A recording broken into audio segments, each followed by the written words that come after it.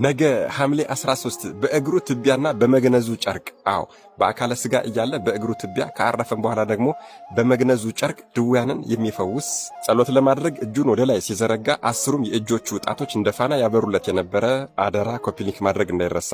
ቅዱሳት መጻሕፍትን፣ ሐዲሳትን፣ ብሉያትን፣ የነቢያትን መጻሕፍትን በሙሉ ጥንቅቅ አድርጎ የተማረውም ደግሞ ለዕውቀት ሳይሆን ለጸሎት ነበረ።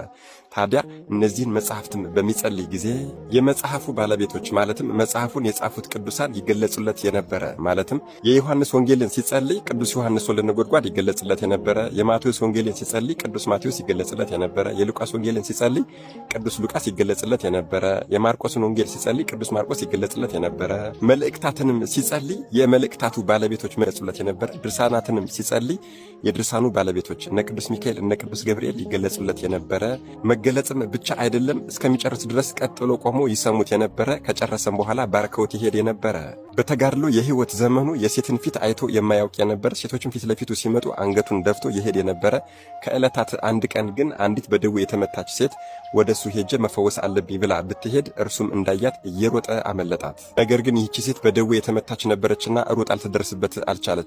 በዚህ ጊዜ በፍጹም እምነት ሆና እግሩ የተጠቀጠቀውን ትቢያውን አንስታ ሙሉ ገላዋን ቀብተዋለች። በፍጹም እምነት ሆና በዚህ ጊዜ ወዲያው ከደዌዋ ተፈውሳለች። ቅዳሴ በሚቀድሱም ጊዜ ከምድር ከፍ ይሉ የነበረ የመድኃኔዓለም የኢየሱስ ክርስቶስንም እጅ በመሠዊያው ላይ ተዘርግቶ ያዩ የነበረ፣ የእግዚአብሔር መላእክቶችም በዙሪያው ከበው ይመለከት የነበረ፣ ቅዳሴውን ቀድሶም ሕዝቡን ሊያቀበል ሲል አንተ እና ተቀበል፣ አንተ ደግሞ ቆይ ንስሐ ግባ እያለ ለቅዱስ ቁርባን የበቃና ያልበቃውን ሰው ይለይ የነበረ፣ ከዕለታት አንድ ቀን ይሄ ቅዱስ በቤተ መቅደስ እያለ አንድ ካህን ቅዳሴ ሊቀድስ ገባ። ቅዳሴ እየቀደሰም እያለ ፍሬ ቅዳሴ ላይ ሲደርስ ፍሬ ቅዳሴ ላይ በአፉ ምራቅ ሞልቷልና ምራቁን ዝቅ ብሎ ተፋ። ታዲያ ይሄ ቅዱስም ቅዳሴው እስኪያልቅ ድረስ ጠበቀና ቅዳሴው እንደተፈጸመ ይሄንን ካህን ጠራና በሚያስፈራው መሠዊያ ፊት በምትቆም ጊዜ ከእግዚአብሔር ግርማ የተነሳ እንዴት አትፈራም? እንዴት ምራቅህን ትተፋለህ? ያ አንተ የተፋው ምራቅ በመሠዊያው ዙሪያ በቆመው በቅዱስ ኪሩብ ክንፍ ላይ እንደደረሰስ አላወክምን? እንዴትስ እንደዚህ ልትደፍር ቻልክ? ብሎ ገሰጸው። በዚህም ጊዜ ይሄ ካህን መንቀጥቀጥ ያዘው፣ ወዲያው ታመመ፣ ወደ ቤቱም እንደሄደ አርፏል።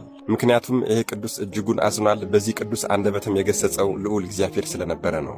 ይህ ከዕረፍቱ በኋላም እንኳን ደቀ መዛሙርቱ ልጆቹ በመግነዙ ጨርቅ ድውያንን የሚፈውሱለት ትምህርቱ፣ ምክሩና ፍቅር የተሞላበት ተግሳጹ የማይጠገበው የሀገረ ቀፍጡ ኤጲስቆጶስ ቅዱሱ አባታችን አባ ብስንዲዮስ ነገ ሐምሌ 13 የዕረፍት በዓሉ ነው።